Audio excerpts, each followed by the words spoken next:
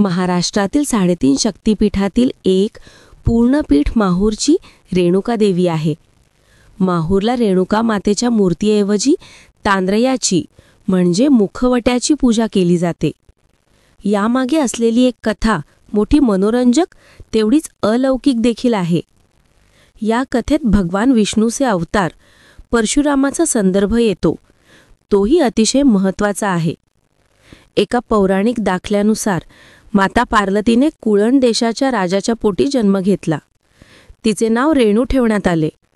शंकराचा अवतार मानल्या गेलेल्या जमदग्नी ऋषीसोबत तिचे लग्न झाले. सर्वांच्या मनोकामना पूर्ण करणारी कामधेनू गाय ऋषी जमदग्नीकडे होती. राजा सहस्त्रार्जुनाला या कामधेनूचा मोह झाला. त्याने जमदग्नीकडे कामधेनूची मागणी केली, मात्र त्यांनी ती फेटाळली. तेव्हा राजाचा क्रोध अनावर झाला. ऋषी जमदग्नी एकटेच आश्रमात होते.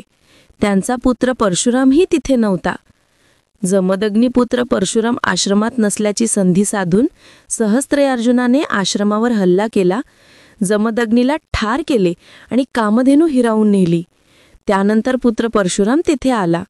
राजा सहस्त्रार्जुनाने आपल्या पित्याला ठार केल्याचे पाहून परशुरामाने क्षत्रियांचा विध्वंस करण्याची प्रतिज्ञा केली. परशुरामाला आपल्या पित्याचे अंत्यसंस्कार करण्यासाठी कोरी भूमी हवी होती. अशा भूमीच्या शोधार्थ कावडीच्या एका पारड्यात जमदग्नीचे पार्थिव आणि दुसऱ्या पारड्यात माता रेणुकेला बसवून रानोमाळ भटकत अखेर तो माहूरगडाला आला. तेथे श्री दत्तात्रेयाने परशुरामाला कोरी भूमी दाखविली. येथेच पित्यावर अंत्यसंस्कार कर असे सांगितले. परशुरामाने बाण मारून मातृतीर्थ आणि सर्व तीर्थ निर्माण केले. या पाण्याने स्नान घालून जमदग्नीवर अंत्यसंस्कार केले. त्यावेळी माता रेणुका सती गेली. सती गेलेल्या मातेच्या विरहाने परशुराम दुःखी झाला.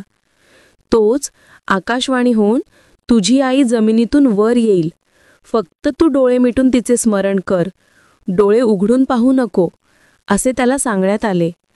परंतु परशुरामाची उत्सुकता शिगेला पोहोचल्याने त्याने लवकरच डोळे उघडून पाहिले. तोपर्यंत रेणुका मातेचे मुखच वर आले होते. हीच तांदळा स्वरूपातले मुख असलेली माहूरची रेणुका माता होय.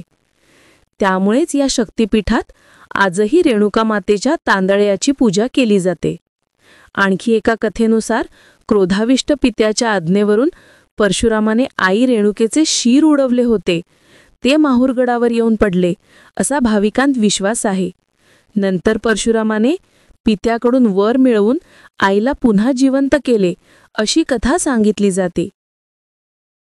देवी पुराणातील आणखी एका कथेनुसार माहूरची रेणुका माता शिवाची पत्नी सती आहे. माता सती ही दक्ष प्रजापतीची कन्या होती. दक्षाने एकदा यज्ञ केला. या यज्ञात सतीचा अपमान करण्यात आला. त्यामुळे तिने यज्ञाच्या अग्नीत आत्मदहन केले. हे पाहून शिव क्रुद्ध झाले आणि त्यांनी भीषण रुद्रतांडव करून संहार सुरू केला.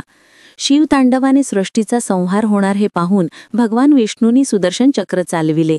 त्यात सतीच्या देहाचे 51 तुकडे झाले. हे तुकडे ज्या ठिकाणी पडले ती स्थाने शक्तिपीठ म्हणून ओळखले जातात. माहूरगड हे त्यापैकीच एक शक्तिपीठ आहे. तुळजापूरची भवानी, कोल्हापूरची अंबाबाई ही अन्य 2 शक्तिपीठे असून सप्तशृंगीची जगदंबा हे अर्धे पीठ मानले जाते. याशिवाय अंबुजोगाईची योगेश्वरी आणि औंधची यमाई ही देखील शक्तिपीठे मानली जातात. माहूरगडावर रेणुकेचा महाप्रचंड तांदळा आहे. तांदळा म्हणजे मुखवटा. रेणुका देवीला तांबूलाचा नैवेद्य दाखविला जातो. म्हणजे 51,101 या प्रमाणात विड्याची पाने घेऊन त्याचा 13 गुणी विडा तयार करून तो कुटून प्रसाद म्हणून चरविला जातो. गंगाखेड तालुक्यातील राणी सावरगावच्या देवीलाही रेणुका मातेसारखाच तांबूलाचा नैवेद्य दाखविला जातो. ही देवी ही रेणुका मातेचेच एक रूप आहे असे मानले जाते. माहूर येथेच दत्तात्रेयांचा जन्म झाला असे मानले जाते. माहूरगडावर दत्तात्रेय, सती अनुसूया, परशुराम, देवदेवेश्वर अशी अनेक मंदिरे आहेत. गडाचा परिसर रम्य आहे आणि थोड्या अंतरावर एक धबधबाही आहे. नवरात्र काळात येथे लाखो भाविक येतात. माहूरला कोजागिरी पौर्णिमा, दीपावली, दीपोत्सव, शाकंभरी नवरात्र, मार्गशीर्ष चंपाषष्ठी उत्सव, मकर संक्रांत आणि होळीला विविध उत्सव होतात. माहूरची रेणुका माता ही सर्वसामान्यांची आराध्य देवता आहे. विष्णुरूपी परशुरामाची माता, शिवरूपी जमदग्नींची कांता अशी ही रेणुका माता शाक्त व वैष्णव या दोन्ही पंथांना सारखीच पूजनीय आहे. हे या शक्तिपीठाचे वेगळे वैशिष्ट्य आहे.